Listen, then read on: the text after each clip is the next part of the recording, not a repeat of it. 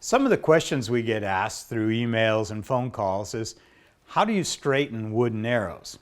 Well, I'm going to show you some different examples here of some of the ways that I have seen through the years. They're not necessarily the ways I use, and I recommend you try some of them and see if they work for you. One of the simplest ways that I have found is that I look down the arrow shaft. I'm going to intentionally put a bend in this shaft. And you'll see right here it has a bend, a wow going like this. And what you do is you turn that wow into the palm of your hand, just like this, and slightly bend it backwards. And you can do that all the way down. Usually that works better with conifers than it does hardwoods. Hardwoods, a lot of times you have to heat them to straighten them. And what I use for that is a torch, just like this, a little propane torch. You find the bend area, you warm it up, make sure you don't scorch the shaft, unless you want to do that intentionally. It does look nice. You warm that area up and you slightly bend it. When the wood is warm, it bends easier than when it's cold, especially with hardwoods. Some of the other tricks that I've seen through the years, one is an arrow wrench. It has a hole in it. It can be made out of bone. It could be made out of wood. And all you do is look down the shaft and give it a bend the opposite direction of the bend in the shaft.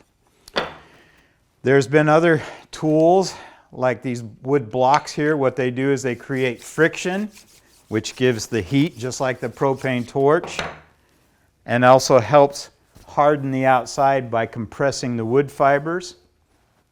Another example of a tool that, pretty neat idea, it's called the hook. And what you do is you find the bend in the shaft, you turn the bend upward, and you slightly push down on this hook and rub back and forth. Again, it's causing heat by friction and also pressure down.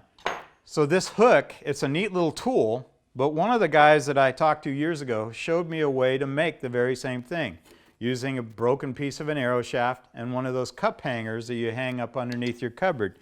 It works basically the same principle as a real nice fancy brass hook. Another way that some people find works best for them is they have a V in their workbench. I don't want a V in my workbench, so I just made this little soft pine board, and it does the same thing. As I have the little hump in the shaft from the bend, I put the hump or bend down, facing down into this V, and I rub back and forth, doing the same thing that I was doing with the hook, only in an opposite direction. Rather than pulling it down, I'm actually pushing the center up and pushing down on the sides. And that compresses and also helps straighten it out. But it still takes a little, just looking down the shaft and moving it in the opposite direction of the bend. Another way is a steel rod or a glass bottle or something like that. You do the same thing. You find the high side in the bend and you rub back and forth. It burnishes, which means it's compressing the outer edge of the shaft. It's heating it up, and it pushes it down at the same time. The best way to make straight arrows is to make sure you straighten the shaft before you make it into arrows. However, sometimes the arrows get bent in shooting. I always, when I'm out shooting, stump shooting, or at a tournament or anything, I have this habit of spinning my arrow just to see how it feels in my hand. If it wobbles, I just look down and take the curve part into my palm of my hand, put my fingers around and slightly put a little pressure the opposite direction. This takes a little getting used to, and you may break a few to begin with, so make sure you learn with the raw shaft rather than a really nice expensive arrow.